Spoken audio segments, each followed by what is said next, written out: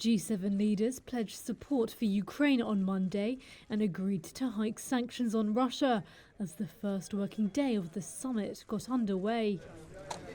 A White House fact sheet said the leaders would stand with Ukraine for as long as it takes by cranking up sanctions on Russia over its war in the country, adding that they would continue to provide financial, humanitarian, military and diplomatic support.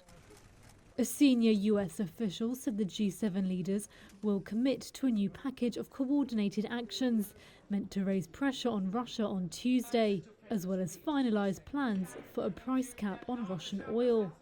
The statement came after Ukraine's President Volodymyr Zelensky spoke to the leaders via video link.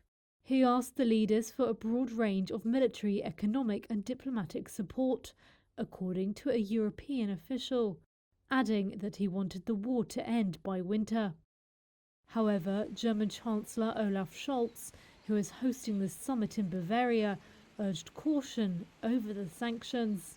That we are also cautious, that we will help the Ukraine as much as is possible, but that we also avoid that there will be a big conflict between Russia and NATO, and this is what is of essence, to be tough and thinking about the necessities of the time we are living in.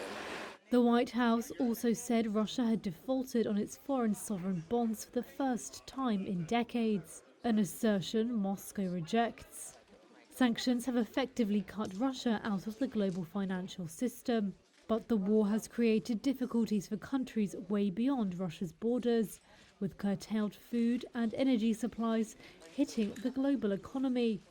These also include Ukrainian grain exports now trapped in ports, which normally feed millions of people across the Middle East, Africa and elsewhere. G7 leaders are expected to discuss options for tackling rising energy prices and replacing Russian oil and gas imports, as well as further sanctions that do not exacerbate inflation.